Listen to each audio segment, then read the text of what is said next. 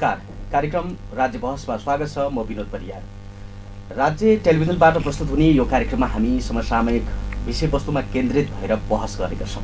आजको श्रृङ्खलामा हामी राष्ट्रिय सभाको निर्वाचनले ल्याएको राजनैतिक तरङ्ग र त्यस सँगसँगै तोकिएको समयमा स्थानीय तहको निर्वाचन हुन्छ या हुँदैन भन्ने जुन संशय अहिले नेपाली राजनैतिक क्षेत्रमा देखिएको छ, यो विषयमा केन्द्रित भएर हामी कुराकानी गर्नेछौँ। आज हामीसँग हुनुहुन्छ नेपाली कङ्ग्रेसका नेत्री, जो कानुन व्यवसायी पनि हुनुहुन्छ र नेपाली कङ्ग्रेसको तर्फबाट सङ्घीय संसदको सचेतक हुनुहुन्छ पुष्पा भुसाल। उहाँसँग आज हामी यो विषयमा विशेष गरेर उहाँले केही खुलासाहरू पनि गर्नुहुनेछ भन्ने अपेक्षाका साथमा उहाँसँग हामी विशेष कुराकानी गर्दैछौँ। यहाँलाई स्वागत छ माननीय। धन्यवाद। अब राष्ट्रिय सभाको निर्वाचनको परिणाम आएको छ। गठबन्धनले 19वटा पदमध्ये 18वटामा विजय प्राप्त गर्यो। अब यो यसलाई चाहिँ यो यहाँहरूले अपेक्षाकृत नै भयो अथवा प्रदेश 1 को जुन नतिजा चाहिँ एमालेको एकजना सांसदले पनि एकजनाले राष्ट्रिय सभामा जित्नु भएको छ, यसलाई कसरी हेर्नु भएको छ? अनि त्यो राष्ट्रिय सभा भनेको एउटा के हो भने यसको निर्वाचन प्रणाली नै फरक ढङ्गबाट पनि छ।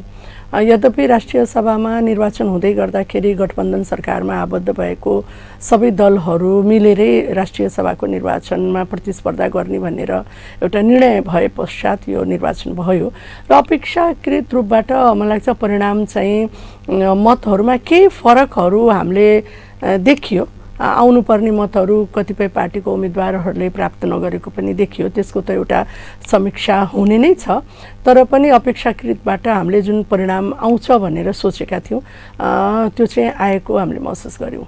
अब जस्तो प्रदेश 1 मा चाहिँ अब एकजना कङ्ग्रेसकै राष्ट्रिय सभामा आउनु भएको छ, उहाँ गोला प्रथाबाट आउनु पर्यो, बराबर मत ल्याउनु।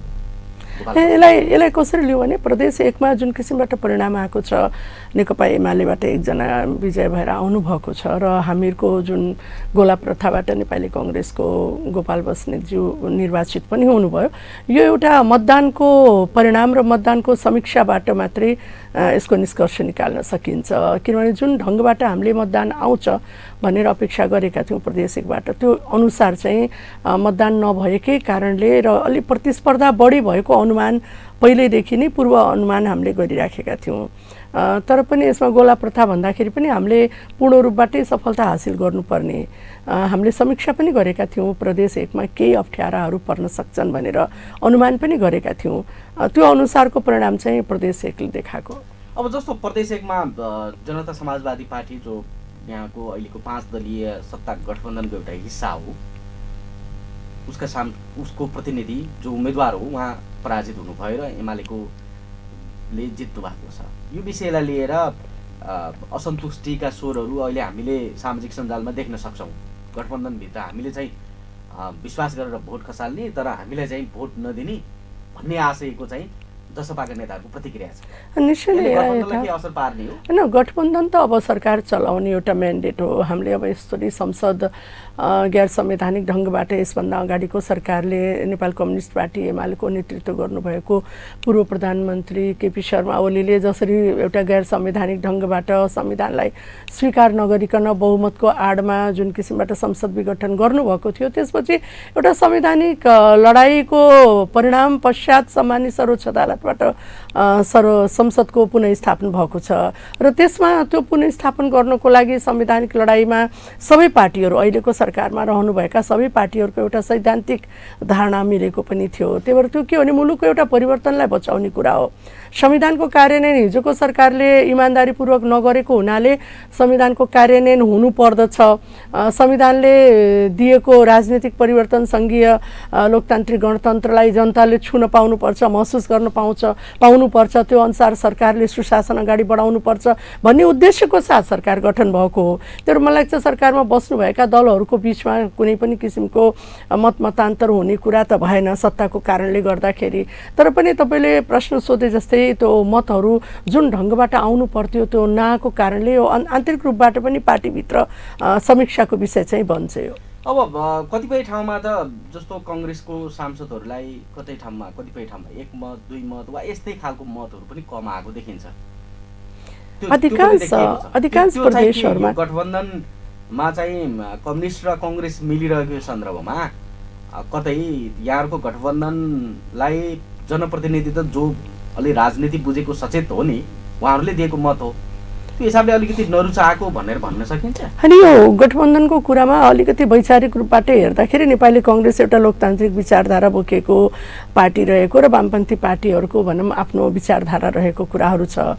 अब यो विचारधारा फरक भएको कारणले पनि भोट आएन मत आएन भन्ने कुरा पनि गर्नु अहिले असान्दर्भिक नै हुन्छ। तर पनि तपाईँले भनेको कुरा सत्य के हो भने विभिन्न प्रदेशहरूमा अधिकांश प्रदेशहरूमा नेपाली कङ्ग्रेसको तर्फबाट उठ्नुभएको उम्मेदवारको जुन विजय हुनुभएको उम्मेदवारहरू विजय त हुनुभयो, तर उहाँहरूले प्राप्त गर्ने मत चाहिँ अलिकति हामीले सोचेको अपेक्षा गरेको भन्दा कम आएको हामीले महसुस गरेका छौँ। र यसको अर्थ के हो भने अब ती पार्टीहरूले हामीले यो गठबन्धनलाई अब 1 वर्षसम्म अगाडि बढाउने भन्ने हाम्रो सोच पनि छ र त्यो अहिले राष्ट्रिय राजनीतिको आवश्यकता पनि हो।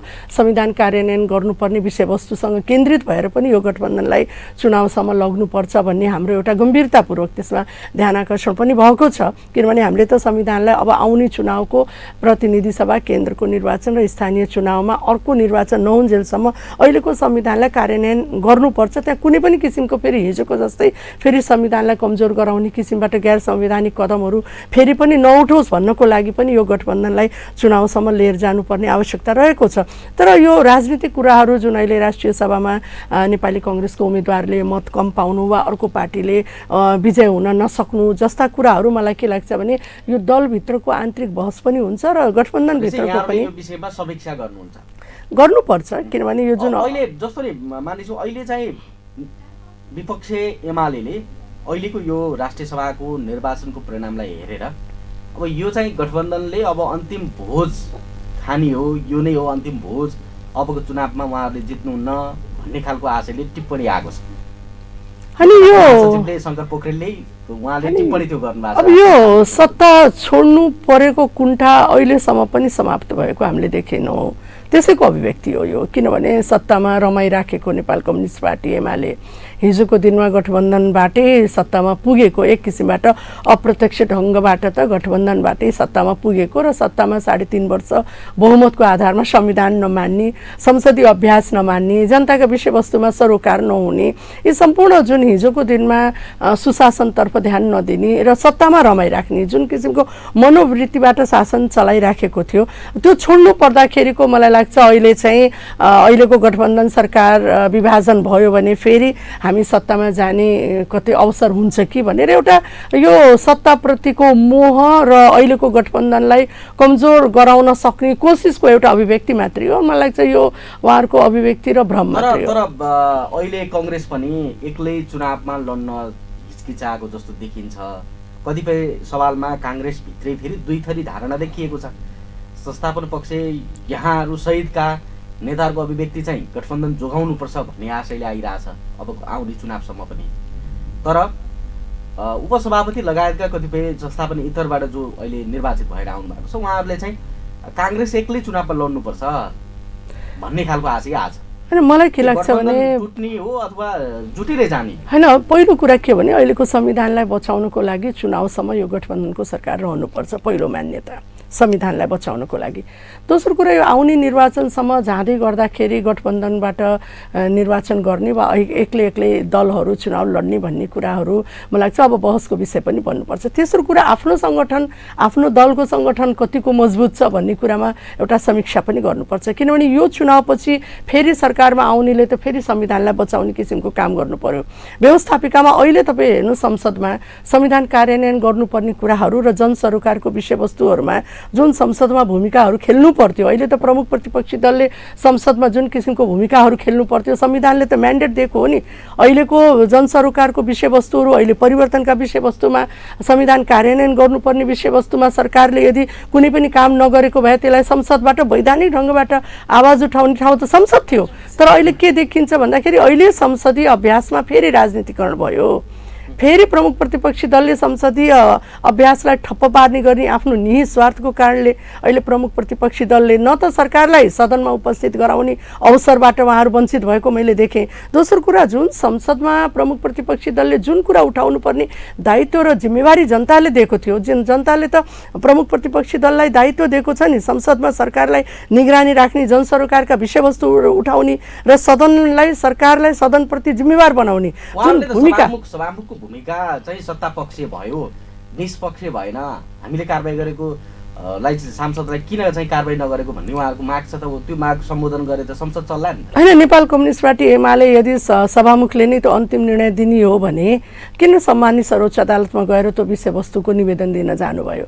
एकातिर सम्मानित सर्वोच्च अदालतमा आफ्नो कारबाहीको लागि उहाँहरू निवेदन दिन जाने अनि अदालतको निर्णय पनि पर्खिन नसक्ने अनि सभामुखको विषयवस्तुलाई राजनीतिकरण गराउने अनि संसदलाई चल्न नदिने। उहाँहरूले एकातिर सभामुखको निर्णयमा चित्त नबुझेर सम्मानित सर्वोच्च अदालतमा नियमअनुसार निवेदन दिन जानुभयो। अदालतको निर्णय नकुरिकन उहाँहरूले फेरि सभामुखमाथि, सामान्य सभामुखमाथि जुन किसिमको उहाँहरूले विषयवस्तु उठाइराख्नु भएको छ, यो संसदले निकास दिन सक्ने विषय पनि होइन। जस्तो हिजोको दिनमा हामी प्रतिपक्षमा हुँदै गर्दा, नेपाली काङ्ग्रेसले प्रतिपक्षमा हुँदै गर्दा कतिपय विषयवस्तुहरूमा हामीले संसदबाट निकास पनि निकाल्यौँ, सभामुखमाथि दबाब दिएर पनि निकास निकाल्यौँ। उहाँहरूको त यो विषयवस्तुहरू संसदबाट निकास गर्नै पाइँदैन। तपाईँको अहिलेको वर्तमान संविधानले अदालतमा विचाराधीन भएको विषयवस्तुलाई संसदमा प्रवेशै गराउन पाइँदैन भने संविधानमा लेखेको छ। उहाँहरू संविधानमा लेखेको कुरालाई पनि स्वीकार गर्नुहुन्न, अदालतको निर्णय पनि पर्खिन मान्नुहुन्न र सम्मानित सभामुखमाथि जुन किसिमको प्रश्न चिन्ह उठाइराख्नु भएको छ, यो संसदलाई ठप्प पार्ने र सरकारलाई सहयोग नगर्ने उहाँहरूको जुन किसिमको रवैया देखिएको छ, यसले के हुन्छ भने हामीले प्राप्त गरेको परिवर्तनलाई संस्थागत गर्ने समय हो यो। तर त्यो संस्थागत गर्न पनि नदिने, संसद पनि चल्न नदिने र यो सबै कुरा नदिनको लागि सबै विषयवस्तुलाई राजनीतिकरण गर्ने, यो जुन किसिमको उहाँहरूले आफ्नो किसिमका काम कारबाहीहरू गरिराख्नु भएको छ, वास्तवमा यसलाई कुनै पनि जनताले मन पराएको छैन। अब जस्तो नि अहिले चाहिँ अब तपाईँ कानुन व्यवसायी पनि भएको हिसाबले कानुनको विषयमा यहाँ जानकार पनि हुनुहुन्छ। अहिले चाहिँ गठबन्धन सरकार तोकिएको मितिमा निर्वाचन गर्न नचाहेर गैर संवैधानिक काम गर्न खोजिरहेछ भन्ने आरोप अहिले लागिरहेको छ कि अब एकैचोटि पहिला चाहिँ स्थानीय तह होइन संसदको निर्वाचन गर्ने भन्ने गठबन्धनभित्र छलफल भएको समाचार बाहिर आयो। त्यसले चाहिँ केपी ओली र अहिलेको गठबन्धन सरकार बिचमा के फरक भयो त भन्ने हिसाबले पनि कतिपय हिसाबले व्याख्या विश्लेषण भइरहेछ। खास कुरो के हो, गठबन्धन सरकार चाहिँ किन संसदको निर्वाचन पहिला गर्न चाहेको? होइन, पहिलो कुरा के हो भने अहिलेको प्रतिनिधि सभा हामीले देख्यौँ, विगतको 5 वर्ष या 4 वर्षको अनुभवबाट हामीले के पायौँ भने हामीले नयाँ संविधान प्राप्त गरेका छौँ। यो संविधानलाई कार्यान्वयन गर्नको लागि संसद र सरकार दुईटै उत्तिकै जिम्मेवार हुनुपर्ने देखिन्छ। तर विगतको अनुभवबाट हामीले के देख्यौँ भने संविधानको कार्यान्वयन सही ढङ्गबाट भएन। हिजोको दिनमा एमाले पार्टी सरकार चलाउँदै गर्दाखेरि संविधानका विषयवस्तुहरूलाई संविधानभन्दा माथि बसेर आफूलाई केन्द्रीकृत शासन प्रणाली चलाउने किसिमबाट उहाँहरूको काम कारबाही भएको हामीले देख्यौँ। जनताप्रति पटक्कै गम्भीर नभएको र केवल सत्ता र आफ्नो पार्टी दललाई सबभन्दा भन्छ नि अब खोलो तर्ने लौरो बिर्सिने भन्दाखेरि के भयो भने सत्तामा जाने जनता बिर्सिने जस्तो कामहरू चाहिँ एमाले पार्टीबाट भएको सबैले अनुभवहरू गरेका छौँ। तपाईँले भने जस्तै अब यो संविधानलाई बचाउनु पर्ने जिम्मेवारी पार्टीको काँधमा रहेको छ। हिजोको एमाले संविधानलाई बचाउने वा संविधानलाई कार्यान्वयन गर्ने वा जनसरोकारको विषयमा गम्भीर हुने विषयवस्तुहरूमा उहाँहरूको 3.5 वर्षको शासनबाट जनताले विश्वास गर्न सकेन।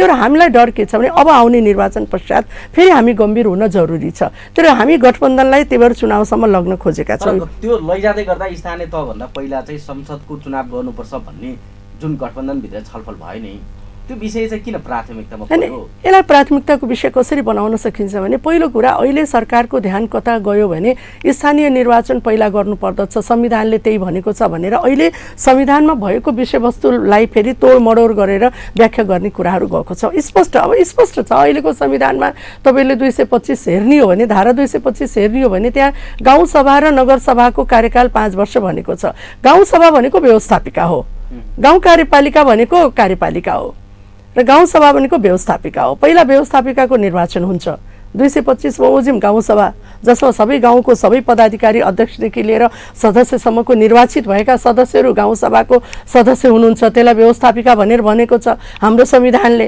र त्यसपछि त्यसबाट छनौट भएर गाउँ कार्यपालिकाको निर्वाचन हुन्छ। र जुन गाउँसभा र नगरसभाको व्यवस्था 225 धारामा लेखेको छ त्यहाँ स्पष्ट रूपबाट लेखेको छ कि यसको कार्यकाल 5 वर्ष रहनेछ। कार्यकाल 5 वर्षले पूर्णता पाउनु पर्दछ। अर्थ के हो भने असोज 2 गते जुन अन्तिम स्थानीय निर्वाचन भयो, स्थानीय निर्वाचन भएको असोज 2 गतेबाट 5 वर्षको कार्यकाल गाउँसभाले पूर्णता पाउनु पर्दछ। वैशाखमा 3 चरणमा निर्वाचन भएको थियो। वैशाखको पहिलो मितिलाई गन्ने होइन कि असोज 2 लाई गन्ने भन्ने हो तपाईँको? यसलाई हामीले कसरी पनि लिनुपर्छ भने असोज 2 गतेको कार्यकाल 5 वर्ष पुर्याउनको लागि हामीले संविधानको धारा 225 को जुन 5 वर्षको कार्यकाल पश्चात 6 महिनाभित्र निर्वाचन गर्नुपर्छ भनेर जुन संविधानमा लेखेको विषयवस्तु छ त्यसलाई हामीले केन्द्रबिन्दु मानेर हामीले निर्वाचनको मिति तय गर्न सक्छौँ। र यसलाई मैले कहाँ पनि जोडेँ भने हिजोको दिनमा स्थानीय निर्वाचन 3 चरणमा भयो, प्रतिनिधि सभाको पनि 2 चरणमा भयो। भोलिको दिनमा पनि आवश्यकता अनुसार त्यो निर्वाचन गर्ने कि नगर्ने अब सोच्नुपर्ने विषयवस्तु पनि आउँछ। किनभने भोलिको दिनमा फेरि पनि निर्वाचनका तिथि मितिमा गएर फेरि अल्झिँदै जाने र फेरि त्यसबारेमा फेरि राष्ट्रिय बहस अगाडि बढाउने भन्दा पनि संविधानमा लेखेको कुरा अनुसारको स्थानीय निर्वाचन ऐनलाई कसरी संशोधन गर्ने भनेर पनि अहिले बहस प्रारम्भ भइसकेको छ। गठबन्धन सरकारले त्यसको तयारी पनि गरेका छौँ। किनभने भोलिको दिनमा फेरि पनि स्थानीय निर्वाचनमा यस्ता किसिमका प्रश्नहरू नउठोस् भन्नको लागि। त्यही भएर संविधानले एउटा बाटो के खोलिदिएको छ भने गाउँसभा र नगरसभाको पदावधि 5 वर्ष रहनेछ र 5 वर्ष कार्यकाल पुगेको 6 महिनाभित्र निर्वाचन गरिसक्नु पर्नेछ भनेर जुन किसिमबाट 6 महिनाको अवसर दिएको छ त्यो 6 महिनालाई 3 चरणको निर्वाचनलाई मिलाउनको लागि अहिलेको तिथिमिति तय गर्ने भनेर त्यो अवधिमा जस्तो 5 वर्ष कार्यकाल सकियो, असोज 2 अन्तिम जुन निर्वाचन भएको थियो त्यो सकियो भनेपछि त्यस पछाडि के हुन्छ? जनप्रतिनिधि विहीन हुन्छन्, तलब खान पाउँदैनन् देखि लिएर तमाम खालका विश्लेषणहरू आइरहेछ। अब यसलाई कसरी जाउँ भने यो संविधानलाई नै टेकौँ। पहिला संविधानले जुन किसिमबाट कार्यकाल 5 वर्ष हुनेछ र त्यसपछि 6 महिनाभित्र निर्वाचन गरिसक्नु पर्नेछ भनेर बोलेको छ संविधानले।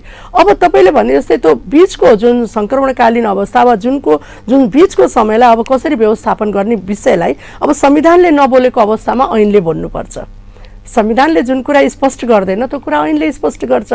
संविधानमा निर्वाचन ऐनले फेरि निर्वाचन आयोगले सरकारलाई पटक पटक मिति तोक्न पर्यो भनेर एक खालको ताकेता पनि गरिरहेको देखिन्छ। निर्वाचन ऐनमा उसले चाहिँ समय सकिनुभन्दा 2 महिना अगावै चाहिँ निर्वाचनको मिति घोषणा गर्नुपर्ने भन्ने खालको व्यवस्था गरेको रहेछ हैन। निर्वाचन आयोगले आफ्नो कर्तव्य पूरा गर्नको लागि ऐनमा अहिले वर्तमान ऐनमा जुन कुरा लेखिएको छ त्यो ऐन अनुसारको निर्वाचन आयोगले आफ्नो सरकारलाई समय तोक्नको लागि मिति तोक्नको लागि पठाउने कुरा चाहिँ यो कानुनी रूपबाट निर्वाचन आयोगले आफ्नो कर्तव्य पूरा गरेको छ। तर प्रश्न कहाँ उठेको छ भने अहिले जुन किसिमको बहस अगाडि बढेको छ, जुन किसिमका वाद विवादहरू अगाडि बढेको छ, जुन किसिमको एउटै संविधानको धारालाई 2 किसिमबाट बहसहरू भइराखेको छ त्यसलाई चाहिँ व्यवस्थापन गर्नको लागि पनि स्थानीय सरकार निर्वाचन ऐनलाई संशोधन गर्नुपर्ने आवश्यकता देखिसक्यो। तर अब 16 गतेपछि यही 16 गतेबाट अब संसद प्रारम्भ हुँदैछ र त्यो संसद प्रारम्भ हुने बित्तिकै स्थानीय निर्वाचन ऐनलाई चाहिँ संशोधन गर्नुपर्ने व्यवस्थाहरूलाई अब सदनमा प्रस्तुत गरेर त्यसलाई चाहिँ संशोधन गरेर अबको मितिलाई व्यवस्थापन गर्नुपर्ने हुन्छ। गठबन्धन सरकार चाहिँ यो स्थानीय तहभन्दा पहिला संसदकै निर्वाचन गर्न चाहन्छ भन्ने कुरा बुझ्दा हुन्छ हैन। संसदको निर्वाचनको अवधि यदि स्थानीय निर्वाचनभन्दा अगाडि यदि संसदको 5 वर्ष पुगेको छ भने संसदको निर्वाचन 5 वर्षभित्र पुरा गर्नुपर्ने हुन्छ। किनभने हामीले फेरि पनि संविधानलाई पल्टाएर हेर्नुपर्ने हुन्छ र फेरि संविधानलाई पल्टाउँदै जाँदाखेरि संसद पछाडि भएको नि त निर्वाचन हैन। मैले फेरि जोडेँ स्थानीय ऐनका कुरा गऱ्यौँ। जुन किसिमबाट हामीले स्थानीय ऐनका प्रावधानहरू जुन संविधानसँग बाजिएका छन् या प्रतिकूल रहेका छन् वा भोलिको दिनमा पनि स्थानीय निर्वाचन गर्दाखेरि त्यसलाई स्पष्टता गर्नुपर्ने आवश्यकता छ। यो त के भने हाम्रो पहिलो पटक हामी संविधान कार्यान्वयन गर्दैछौँ। अहिलेको संविधानले सङ्घको, प्रदेशको र स्थानीय निर्वाचनको, सङ्घीयताको र स्थानीय सरकारको निर्वाचन पहिलो पटक हामी गरिराखेका छौँ। यो कुनै पहिलाको हिजोको स्थानीय सरकारको निर्वाचन भइराखेको छैन। अहिलेको संविधान, नेपालको संविधान 2072 सालमा लागू भइसकेपछिको पहिलो हाम्रो अभ्यास हो यो। र पहिलो अभ्यासमा देखा परेका कमी कमजोरीलाई हामी कानुनलाई संशोधन गरेर हुन्छ वा भोलिको आवश्यकता फेरि संविधानलाई संशोधन गरेर हुन्छ। कम्तीमा यो संविधानलाई ट्र्याकमा लिएर जानको लागि त कानुनहरूलाई संशोधन गर्नुपर्ने यो अवसर हो। र यो के भने संसद यदि चलेको भए यो विषयवस्तुहरू संसदमा अगाडि बढ्थ्यो। तर आज के देखियो भन्दाखेरि संसद त अवरुद्ध छ। प्रतिपक्षले संसदलाई अवरुद्ध गरेको कारणले नै यस्ता विषयवस्तुहरू समय आएपछि छलफलको विषयवस्तु बन्ने रहेछन्। त्यही हाम्रो के भने अहिलेको संविधानलाई कार्यान्वयन गर्नुपर्ने पाटो र भोलिको दिनमा यो संविधान कार्यान्वयन गर्दाखेरि कुनै पनि अप्ठ्यारो कुनै कानुनले नपारोस् भन्नको लागि पनि अहिलेको स्थानीय ऐनलाई फेरि छलफल गर्नुपर्ने र संशोधन गर्नको लागि सरकारले आफ्नो तयारी अगाडि बढाएको छ। भनेपछि अब यसरी बुझौँ कि चुनाव चाहिँ मक्सिर भन्दा यता हुँदैन। अब यो स्थानीय सरकारको स्थानीय कानुन चाहिँ संशोधन गर्नुपर्ने आवश्यकता देखियो। संविधानको ट्र्याक अनुसारको कानुन संशोधन गर्नु पर्यो। किनभने जहिले पनि हामी संविधानबाट कानुन यदि बाजिन्छ भने बाजिएको हदसम्म त अमान्य नै हुन्छ नि कानुनका प्रावधानहरू। तर हाम्रो त मुख्य कानुन भनेकै संविधान हो र संविधानसँग कुनै पनि कानुनका प्रावधानहरू बाजिन्छन् भने त्यसलाई संशोधन गर्नुपर्ने कर्तव्य त व्यवस्थापिकाको हो। तर कानुन व्यवसायहरूले के भनिराखेका छन् भन्दा कतिपय कानुन व्यवसायले यो संविधानले किटान गरेको विषयलाई दलहरूले यसरी चाहिँ आफू अनुकूल संशोधन गरेर चाहिँ पछाडि सार्ने काम चाहिँ गर्नु हुँदैन भन्ने तर्क पनि आइरहेको छ। हैन संविधानले तहको निर्वाचन पहिला गर्ने त्यसपछि संसद गर्ने यो राजनीतिक विषयवस्तुहरू स्थानीय सरकार अगाडि गर्ने वा केन्द्रको प्रदेशको पछाडि गर्ने भन्ने कुरा राजनीतिक बहसको विषयवस्तु हो। तर अब हामी कानुनी विषयवस्तुमा प्रवेश गरिसक्यौँ, संवैधानिक विषयवस्तुमा प्रवेश गरिसक्यौँ। अहिलेको नेपालको संविधानले तोकेको विषयवस्तु अनुसार यदि कुनै कानुन छैन, कुनै ऐन छैन भने त्यसलाई संशोधन गर्नुपर्ने दायित्व पनि हो, सरकारको पनि हो, संसदको पनि हो। तर हामी के चाहन्छौँ भने र अर्को कुरामा हामी के कुरामा स्पष्ट हुन जरुरी छ भने यदि संविधानको प्रतिकूल कुनै पनि ऐनहरू हामी संशोधन गर्यौँ भने फेरि त्यसमा त च्यालेन्ज गर्ने ठाउँ त छ नि। संविधानको प्रतिकूल हुने गरी त कुनै पनि कानुन बनाउन सकिँदैन। तर मलाई के लाग्छ भने अहिले यो बहसको विषयवस्तुहरूलाई सरकारको ध्यान केन्द्रित सरकारले अब अझै 10 महिनासम्म जनताको भावना अनुसार काम गर्नुपर्ने, सुशासन अनुसार काम गर्नुपर्ने, यत्रो कोभिडको महामारीका कुराहरू छन् त्यसको लागि कामहरू गर्नुपर्ने छ, विकासका कामहरू गर्नुपर्ने छ, मुलुकको एउटा अर्थतन्त्रलाई बचाउनको लागि धेरै नीतिहरू बनाउनु पर्ने छ, संविधान कार्यान्वयन गर्नुपर्ने विषयवस्तुहरू, जनसरोकारका विषयवस्तुहरू संसदमा आएर आफ्नो जिम्मेवारी पूरा गर्नुपर्ने वस्तुमा सरकारले 10 महिनाको समय भनेको धेरै ठुलो समय हो। त्यसलाई प्रयोग गर्नुपर्नेमा अहिले सरकारको ध्यान केन्द्रित केवल निर्वाचन अगाडि गर्ने कि पछाडि गर्ने भन्ने विषयवस्तुमा प्रतिपक्षीले त्यो विषयवस्तुमा अल्झाएको पनि हामीले देखिराखेका छौँ। तर मलाई के लाग्छ भने अब यो आगामी माघ 16 गते जुन संसद प्रारम्भ भइराखेको छ र संविधानसँग बाजिएका कतिपय कानुनका कुराहरू छन् भने त्यसलाई संशोधन गर्न पाउने अधिकार त छ नि संसदलाई। तर यदि हुँदै पनि सरकारले पनि स्पष्ट रूपमा तपाईँले जसरी भनिरहनु भएको छ नि, यदि यो विषय हो भने हामी चाहिँ अहिले तत्काल स्थानीय तहको निर्वाचन गर्न सम्भव छैन, पछाडि नै हुने हो भनेर किन भन्न सक्दैन? हैन, यसमा छलफल चलिरहेछ। फेरि पनि भनेको अगाडि पनि हुन सक्छ। हैन, स्थानीय सरकारको निर्वाचन त अगाडि हुँदैन, तर कानुनमा संशोधन गरेर व्यवस्थापन गरेर हिजोको दिनमा जुन अप्ठ्यारा देखियो, जुन तपाईँले भन्नुभयो नि स्थानीय ऐनमा त 2 महिना अगाडि नै के अरे निर्वाचन भइसक्नु पर्ने, पहिलो चरणलाई नै मान्नुपर्ने भन्ने जस्ता कुराहरू जुन स्थानीय ऐनमा लेखिएको छ त्यो संविधानसँग बाजियो र त्यसलाई संशोधन गर्नुपर्ने आवश्यकता छ। त्यही भएर त्यसलाई संशोधनतर्फ अब व्यवस्थापिका अगाडि बढ्छ, प्रतिनिधि सभा त्यसलाई संशोधन गर्नेतर्फ अगाडि बढ्छ। एमाले अवरोध गर्छ, एमाले यही विषयलाई लिएर चाहिँ नि गठबन्धन सरकारले संविधानलाई चाहिँ उल्लङ्घन गर्दैछ भनेर त्यत्रो आरोप यहाँहरूले लगाइरहनु हैन। मैले फेरि दोहोऱ्याएँ, हामी कानुनलाई संशोधन गर्दा संविधान प्रतिकूल हुने गरी संशोधन गर्न सक्दैनौँ। कुनै कानुन बनाउँदाखेरि हामी संविधानबाट प्रतिकूल हुने गरी कुनै कानुन बनाउन सक्दैनौँ, किनभने यदि प्रतिकूल हुने गरी कानुन भयो भने त्यसलाई च्यालेन्ज गर्ने ठाउँ छ। यति धेरै हामी त कानुनको शासनमा कम्तीमा त्यसमा त विश्वास त गर्नु पर्यो। हरेक विषयवस्तुलाई राजनीतिकरण गराउनु भएन। तर हामी के देखिराखेका छौँ भने अहिलेको स्थानीय ऐनलाई संशोधन गर्दै जाँदाखेरि निश्चय नै प्रतिनिधि सभाको समय समाप्त हुन्छ। अब 10 महिनापछि समाप्त हुन्छ र त्यो बिचमा चाहिँ प्रतिनिधि सभा र प्रदेश सभाको निर्वाचनको आवश्यकता देखिन्छ। किन कानुनले चाहिँ गठबन्धनले यसरी प्रतिनिधि सभाको वा प्रदेश सभाको निर्वाचन अगाडि गर्न चाहनुको पछाडि चाहिँ गठबन्धन पनि जोगाउने र मूलतः सरकार जोगाउने, सांसदहरू चाहिँ गठबन्धन गरेर भने जिताए पछाडि अहिलेको यो गठबन्धन कायम रहन्छ, त्यसपछि स्थानीय तहको निर्वाचन गर्न चाहन्छ भन्ने पनि एउटा आरोप छ। हैन, यो अब यस्तो हरेक विषयवस्तुलाई राजनीतिकरण गर्ने, राजनीतिक स्वार्थको आधारमा व्याख्याहरू गर्ने हो भने त जता लिएर गए पनि भए बहस। तर हामी ठ्याक्कै संविधानको ट्र्याकमा अगाडि बढेर हामी यदि एउटा अभ्यासहरू प्रारम्भ गऱ्यौँ भने अबको प्रतिनिधि सभादेखि लिएर स्थानीय निर्वाचन पछि यो विषयवस्तुहरू फेरि बहसको विषयवस्तु बन्दैन। यो निर्वाचनको विषय, तिथिमितिको विवादको विषय जुन अहिले उठिराखेको छ, हरेक कोणले आफ्नो इन्ट्रेस्ट अनुसार यसको व्याख्याहरू जुन किसिमबाट गरिराखेको छ, यदि स्थानीय ऐनलाई हामी संशोधन गऱ्यौँ र हामी प्रदेश र केन्द्रको निर्वाचन गरेर स्थानीय निर्वाचन समयमा गऱ्यौँ, कानुन अनुसार गऱ्यौँ भने कानुन अनुसार गर्नको लागि पनि त स्थानीय ऐनलाई संशोधन गर्नुपर्ने आवश्यकता छ कि सधैँ यसलाई बहसको विषयवस्तु बनाउने? त्यसो भए मान्यज्यू, अब तपाईँ कानुन व्यवसाय पनि भएको हिसाबले अहिले चाहिँ देशको अर्थतन्त्रको हिसाबले त पैसाको अभाव देखिएको छ। कोभिड महामारीका कारणले अर्थतन्त्र यसै पनि शिथिल भइराखेको परिस्थिति छ। यो बेलामा स्थानीय प्रदेश सङ्घको चाहिँ अलग अलग चुनाव गर्नुभन्दा एकैचोटि गरेर खर्च पनि जोगिन्थ्यो भन्ने पनि कुरा आइरहेछ नि। अब यसलाई बारेमा गठबन्धन सरकारले सोचिरहेछ होइन? यो विषयवस्तु छलफलको विषयवस्तु त छ, तर हामीलाई के लाग्छ भने पहिला केन्द्र र प्रदेशको निर्वाचन गरिसकेपछि, सरकार गठन गरिसकेपछि सरकारले आफ्नो काम कारबाही अगाडि बढाउँछ। किनभने हरेक कुराको निर्णय गर्ने ठाउँ भनेको त केन्द्रको व्यवस्थापिका र सरकार हो। मुलुकको राष्ट्रिय नीतिहरू बनाउने ठाउँ पनि केन्द्रकै सरकार हो, नीतिहरू बनाउने। र तपाईँले भने जस्तै निश्चय नै अहिले राजनीतिक परिवर्तन हुँदै गर्दाखेरि यो कोभिड महामारीले गर्दाखेरि मुलुकको अर्थतन्त्र जुन ढङ्गबाट अगाडि बढ्नु पर्थ्यो वा मुलुकको पुँजी जसरी चलायमान हुनु पर्थ्यो त्यो हिसाबबाट चलायमान भएको अवस्था छैन, जसले गर्दा मुलुकमा एउटा राष्ट्रिय आर्थिक सङ्कटको सिर्जना भएको पनि हामी सबैले महसुसहरू गरिराखेका छौँ। तर व्यापारिक घाटाहरू पनि बढिराखेको अवस्था छ।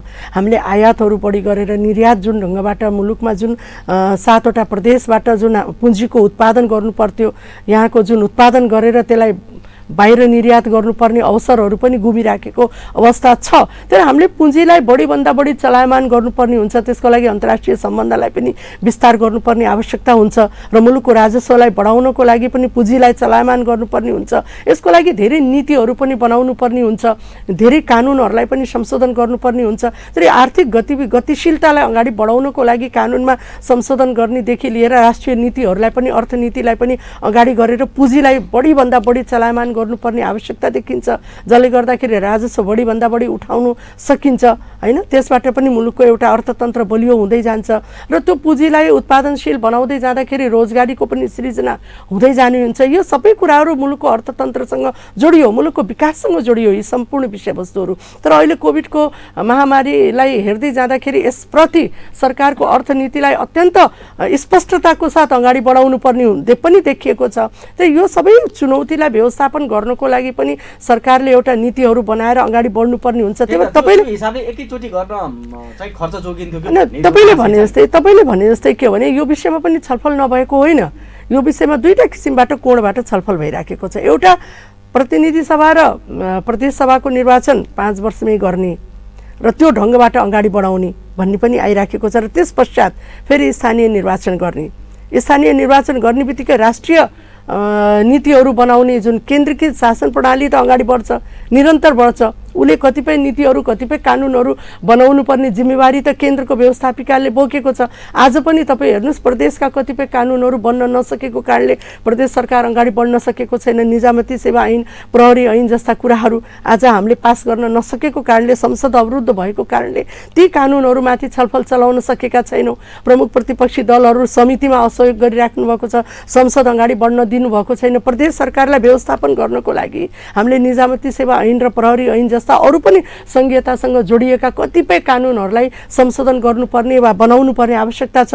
तर संसद अवरुद्ध रहेको कारणले हामीले त्यो अगाडि बढाएनौँ। अर्कोतिर नागरिकता जस्तो महत्त्वपूर्ण जनतासँग जोडिएका विषयवस्तुहरूमा पनि हामी छलफललाई अगाडि बढाउनको लागि पनि संसद अवरुद्ध रहेको छ। तर यो तपाईँले भने जस्तै मुद्दा चाहिँ आम नागरिकको जनजीवनसँग जोडिएको विषय भन्दा पनि खालि कसरी सत्तामा पुग्ने, कसरी सत्तामा टिकेर बस्ने भन्नेमै केन्द्रित भयो भन्ने छ कि हैन? सत्तालाई हैन, यसो सत्तालाई जिम्मेवार बनाउने, सत्तालाई निगरानी राख्ने, सत्तालाई उत्तरदायित्व बनाउने काम कसको? संसदको होइन? त्यही भएर त जनताले आफ्नो जनप्रतिनिधि सजिलो भयो नि विपक्षले संसद अवरुद्ध गरेछ भनेर। तर सरकार गठन भएको 6 महिना त सरकारले पुरा गरिसक्यो अवधि। सरकारले के गर्यो भन्दा संविधानको रक्षा गर्यो मात्रै भन्ने कि जनताको पक्षमा नि केही गर्यो बिल्कुल हेर्नुस् हिजोको दिनमा 3.5 वर्षको अनुभवमा नेपाली कांग्रेस प्रतिपक्षमा रहँदै जाँदा संविधानका विषयवस्तुहरू जनसरोकारका विषयवस्तुहरू संविधानको विपरीत कानुनहरू बनाएका कुरा हैन प्रधानमन्त्री कार्यालयलाई बलियो बनाएर संघीयतालाई कमजोर गराउने किसिमबाट हिजोको सरकारले गरेका कामहरू संविधान विपरीत विभिन्न किसिमका विधेयकहरू बहुमतको बलमा पारित गराउनको लागि सरकारले गरेका कामहरू जनसरोकारका विषयवस्तुहरूमा अत्यन्त कमजोर रहेको बेलामा प्रतिपक्षी दलले सदनमा कति धेरै विषयवस्तुहरू उठाएको थियो स्मरण गरौँ नि। आज प्रतिपक्षी दलले यी सबै तपाईले भनेका विषयवस्तुहरू सदनमा उठाउने कि त्यो अवसरहरू गुमाएर फेरि हरेक विषयवस्तुलाई राजनीतिकरण गर्ने प्रतिपक्षी दलहरूको जुन कामहरू रवैयाहरू देखिराखेको छ यसले के देखिन्छ भने हामीले प्राप्त गरेको परिवर्तन र जनचाहनाका कुराहरू जुन संसदमा उठ्नुपर्छ र सरकारलाई निगरानी तपाईले फेरि पनि दोहोऱ्याइराख्नु भएको सरकारको काम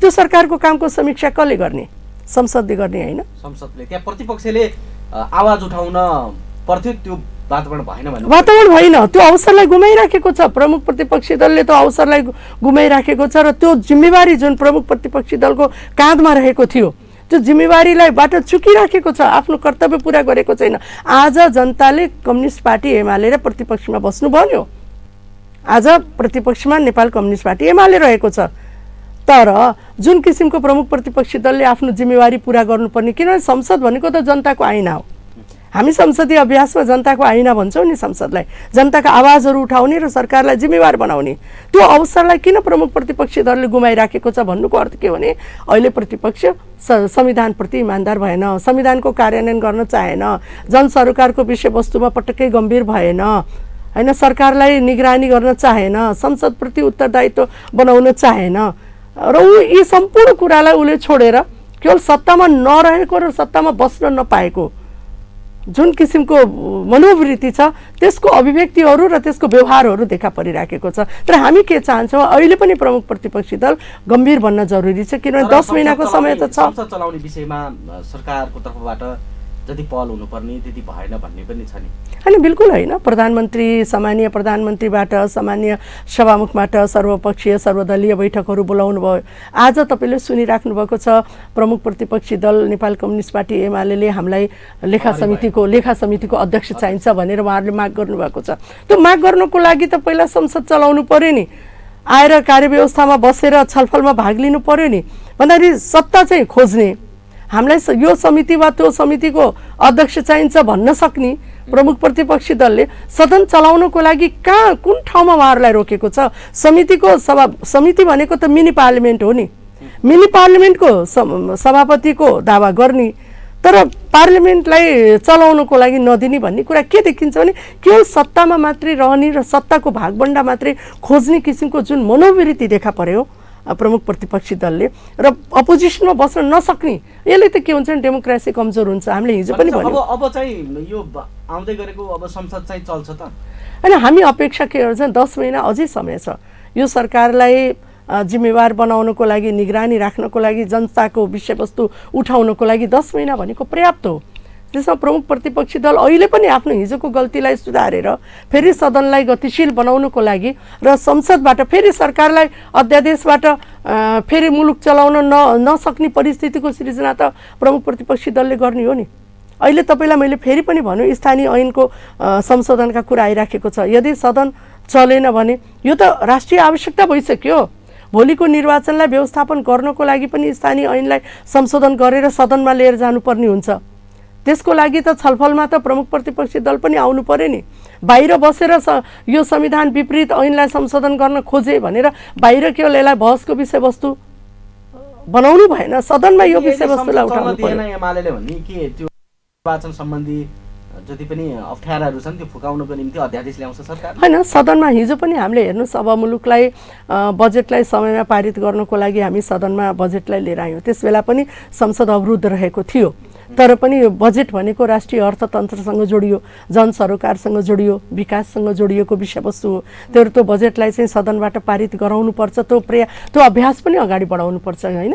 किनभने संसदीय अभ्यासमा त भनिन्छ नि कि कुनै पनि ट्याक्ससँग जोडिएका बजेटहरूलाई संसदबाटै पारित गर्नुपर्छ भन्ने कुरा संसदीय व्यवस्थाको सबभन्दा ठुलो सिद्धान्तै हो। तर हिजोको दिनमा पनि बजेटलाई चाहिँ हामीले संसदबाट पारित गरायौँ, जबरजस्त ढङ्गबाट विरोधको बावजुद पनि हामीले त्यहाँ गरायौँ, जबकि त्यो बजेटको बारेमा, राष्ट्रिय बजेटको बारेमा प्रतिपक्ष बहस गर्नुबाट चुकेको थियो।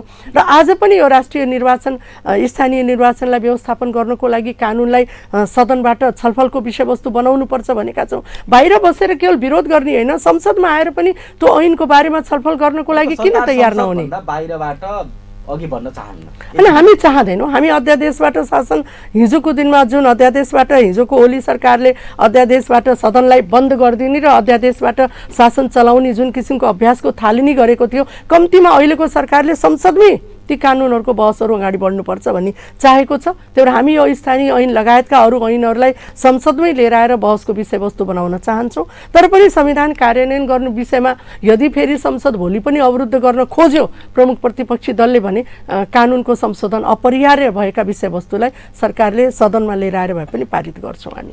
अब हामी अन्तिममा छौँ।